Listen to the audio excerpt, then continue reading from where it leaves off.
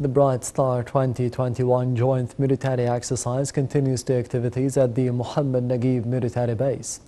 21 countries are participating in the exercise, which takes place during the period from September the 2nd.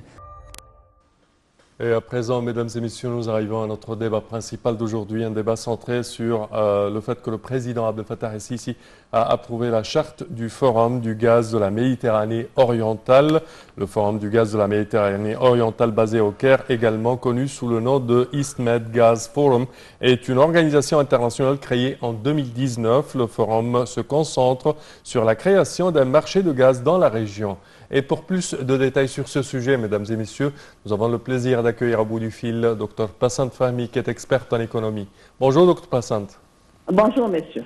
Alors, le président Abdel Fattah el-Sisi a approuvé la charte du Forum de gaz de la Méditerranée orientale.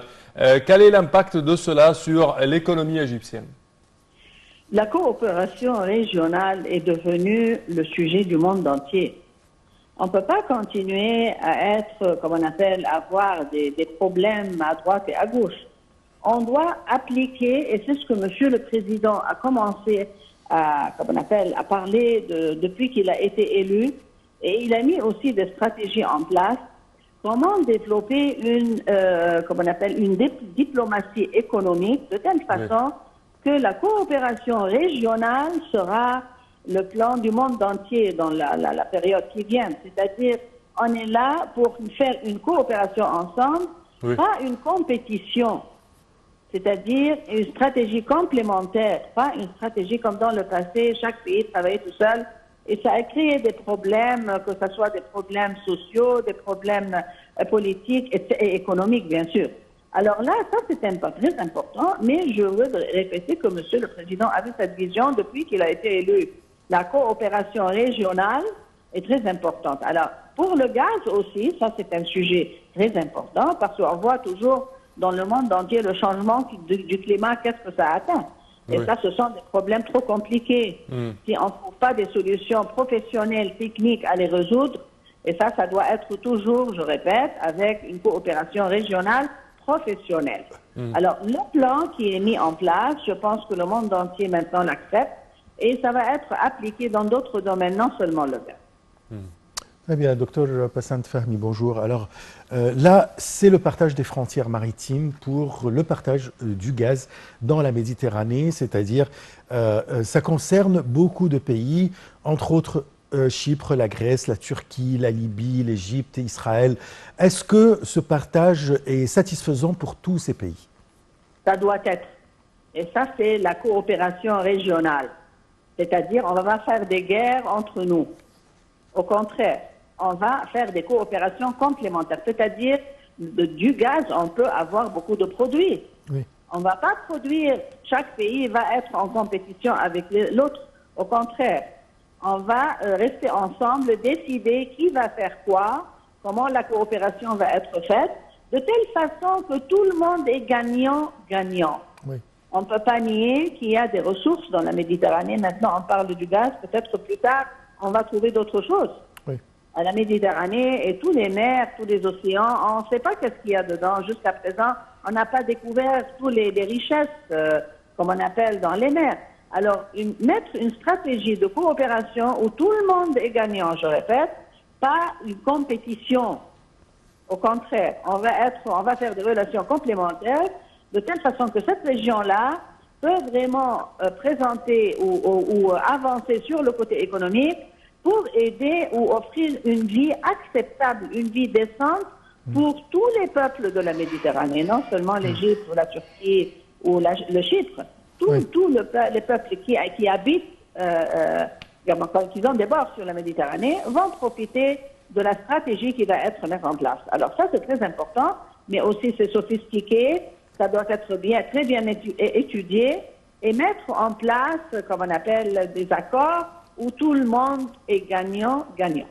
Très bien. Il y a beaucoup de projets qui peuvent être établis grâce au gaz dans la Méditerranée, comme par exemple de la liquéfaction du gaz et son transport vers les pays de la région, ou bien surtout vers l'Europe.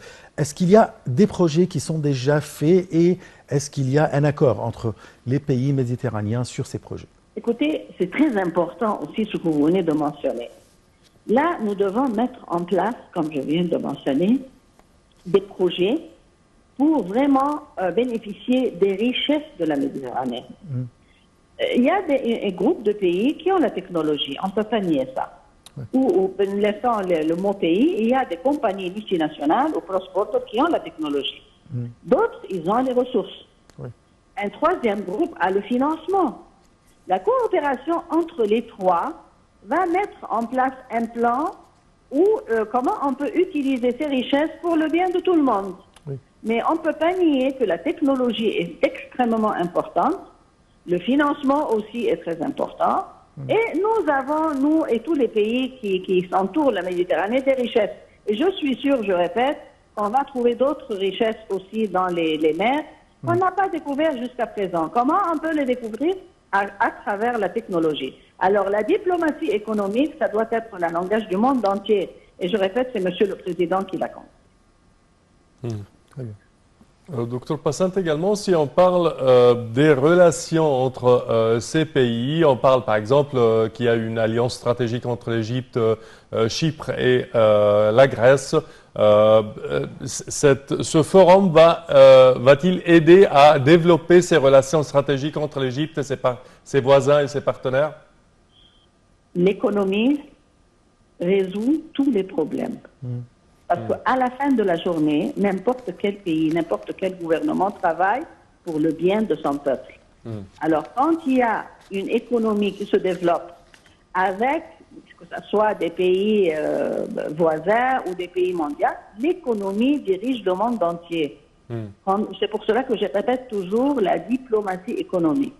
Quand on reste ensemble et on trouve des façons de coopérer pour le bien de nos peuples, tous les peuples, non seulement le peuple égyptien, bien sûr, ça va être un grand succès. Et ça, je répète, le monde a changé, ce n'est plus comme avant. C'est la technologie aussi qui a causé ça et les moyens de communication. On ne sait plus comme avant. Le monde entier se voit chaque minute. On sait ce qui se passe partout. Les problèmes qui attaquent une région du monde attaquent le monde entier. Comme vous voyez maintenant, changement du climat, manque d'alimentation, l'immigration illégale. Ce sont des problèmes trop compliqués. Mais c'est l'économie qui peut résoudre tout ça. Parfait. Très bien, je tire de vos paroles, Madame Passante Fahmy, la phrase. Le secret aujourd'hui, c'est dans les projets gagnants-gagnants. Je vous remercie beaucoup pour ces explications et ces informations. Docteur Passante Fahmy, vous êtes experte en économie. Et là, je te remercie, Sana. C'est la fin de notre émission. Merci, Ashraf. Merci, chers téléspectateurs. Et bon suite au programme, toujours sur Nile TV International. Au revoir.